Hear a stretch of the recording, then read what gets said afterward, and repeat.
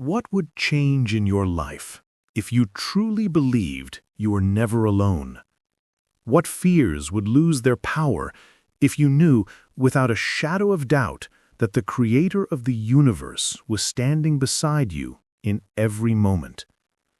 We live in a world that seems designed to make us feel small and vulnerable.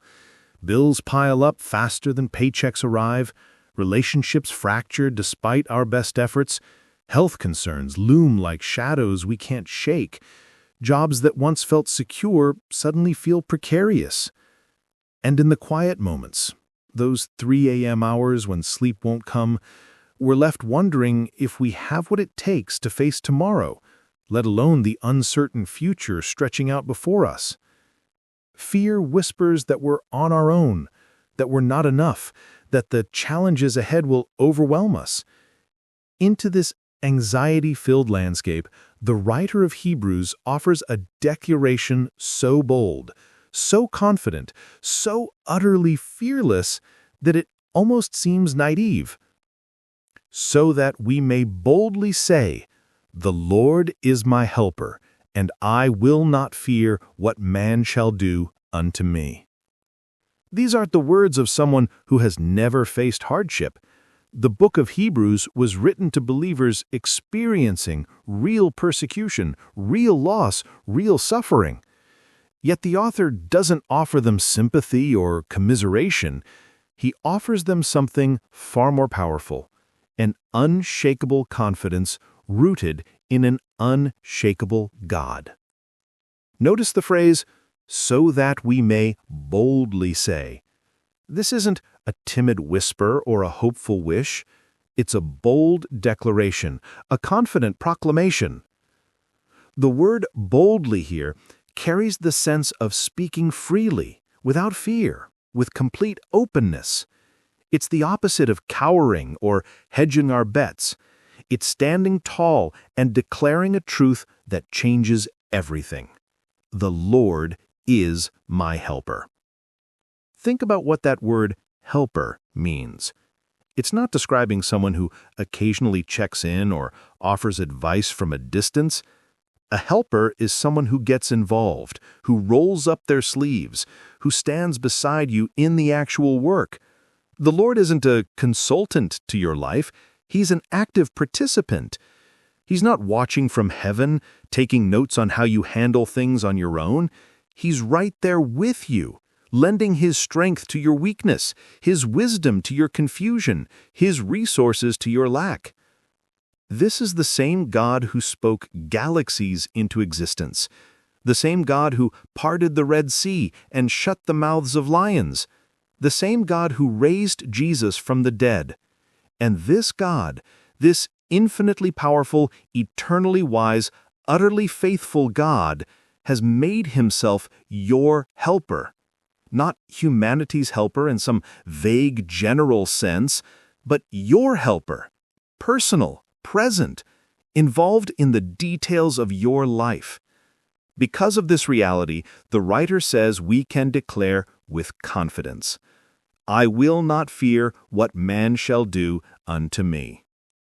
Notice he doesn't say, "Nothing bad will happen to me," or "People won't try to hurt me," or "I'll be protected from every difficulty." The statement acknowledges that people might do things to us. There might be opposition, betrayal, persecution, or harm. But fear doesn't have to be our response. Why? Because the Lord is our helper. Fear is ultimately about feeling powerless in the face of threat. We're afraid when we believe that what's coming against us is bigger than our ability to handle it. But when the Lord is our helper, the equation changes completely.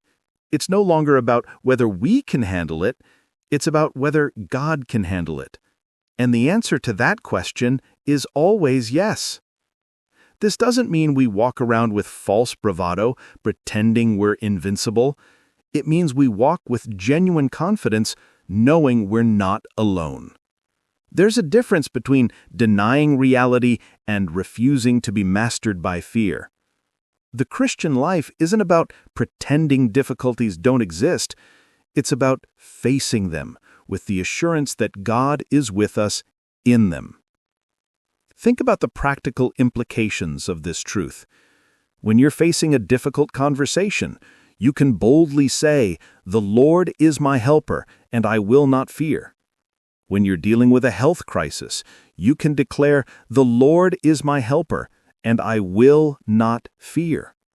When you're navigating financial uncertainty or relational conflict or career transitions, you can stand on this promise.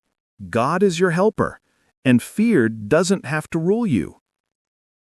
This verse becomes particularly powerful when we remember its context. It comes right after the promise in verse 5, "I will never leave thee nor forsake thee." The boldness of verse 6 flows directly from the certainty of verse 5. We can boldly say God is our helper because He has promised never to leave us.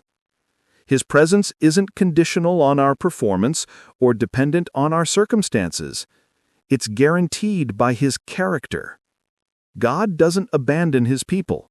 He doesn't walk away when things get hard. He stays. He helps. He sees you through.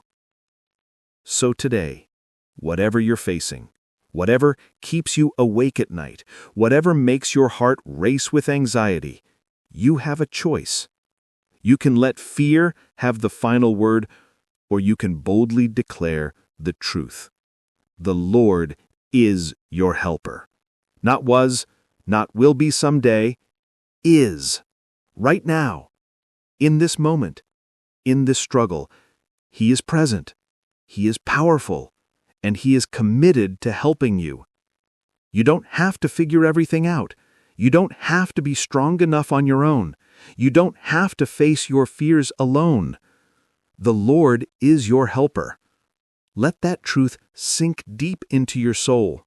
Let it reshape how you see your challenges.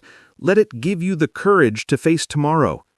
And then boldly say it, out loud if you need to, until your heart believes what your mouth is declaring. The Lord is my helper, and I will not fear what man shall do unto me.